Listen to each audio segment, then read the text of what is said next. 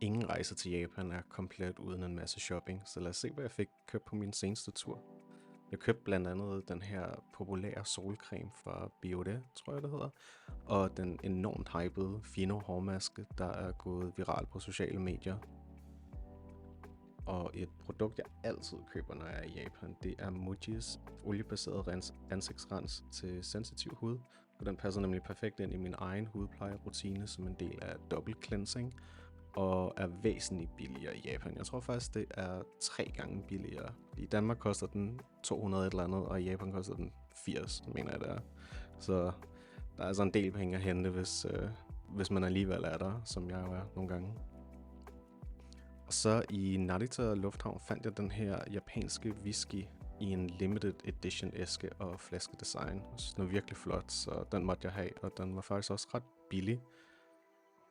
Det er ikke fordi, jeg drikker whisky særlig ofte, men når det endelig skal være, så er det ret fedt at have noget unikt og noget virkelig lækkert.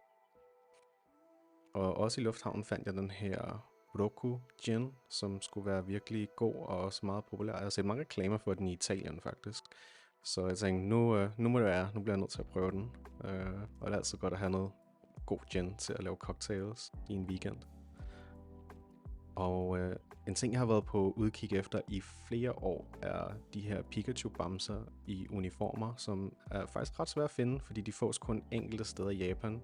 Så vidt jeg ved, er det kun i lufthavne, og ikke alle lufthavne, bare nogen. Jeg fandt de her i Sapporo Lufthavn, og gaven var til min bror, som samler diverse Pokémon-ting og har spurgt mig mange gange, kan du finde den her, kan du finde den her? Og endelig fandt jeg den. Jeg tror, det var den 4. tur, hvor jeg har ledt efter det overalt. Så det var jeg super glad for, da jeg så det. Men tit er det kun i ankomsthaller eller indrigsterminaler, så jeg fandt, da jeg fløj indrigs i Japan. Så købte jeg lidt flere AirTags. Det er altid godt at have i sine kufferter og tasker, så man ved, hvor tingene er. Og lige da jeg var der, var det billigere end i Danmark. Nogle 100 kroner billigere. Og god ris skal man ikke gå ned på, og slet ikke japansk ris, fordi de er virkelig bare beyond.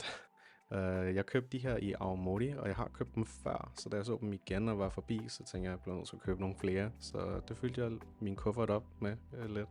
Og ja, det gør en forskel, om det er god ris eller ej. En ting, som jeg altid vil anbefale, man køber, er japanske snacks. Især KitKat, for du finder nemlig en masse forskellige varianter, du enten har svært ved eller ikke kan finde herhjemme. Og nogle gange kan du også finde limited edition, såsom den her Mount Fuji-inspirerede æske. Og det kan både være en god souvenir eller gave til andre, men også bare snacks til dig selv, og det er jo super lækkert. Også den her ferskensmag, den var virkelig lækker. Og så købte jeg også nogle gigantiske Poggy. Godt nok ikke til mig selv, det var til min niece, men det var et kæmpe hit, kan jeg godt afsløre. Og en anden lækker snack, som jeg ikke havde prøvet før, det var Tokyo Banana. Og det er virkelig lækkert, så hvis du kommer forbi et sted, hvor du kan købe det, så køb det. En lille souvenir fra Sapporo Sniff Festival, som står fint og pynter i mit kontor derhjemme. Og så til min nevø, som ikke er så gammel, men er rigtig vild med Pokémon, gik jeg selvfølgelig på rov efter en masse Pokémon-figurer og Pokéballs og ja, forskellige ting, som han nok godt kunne lide. Jeg fik besked på, at han godt kan lide at kaste med ting, så jeg prøvede at finde en Pokéball i bamseformat, men det kunne jeg ikke. Men så fandt jeg den her Voltorb, som er den til højre, der ligner lidt en Pokéball, og det var helt klart også et hit. Jeg fandt rigtig mange gode ting i Pokémon-butikkerne.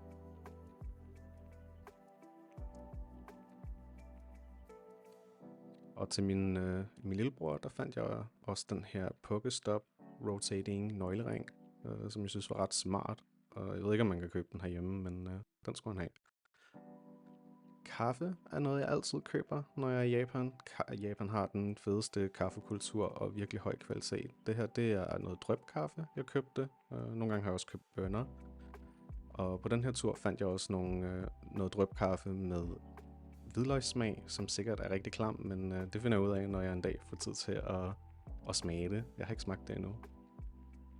Og så selvfølgelig lykkeamuletter. Lykkeamuletter finder du i helligdommen, rundt omkring i Japan, og de fleste af de her er fra Hokkaido Shrine op ved Sapporo. Og der fandt jeg også de her sorte nogen, som ser lidt anderledes ud, som giver held i business, og det har jeg givet til nogle af mine kunder i mit eget firma.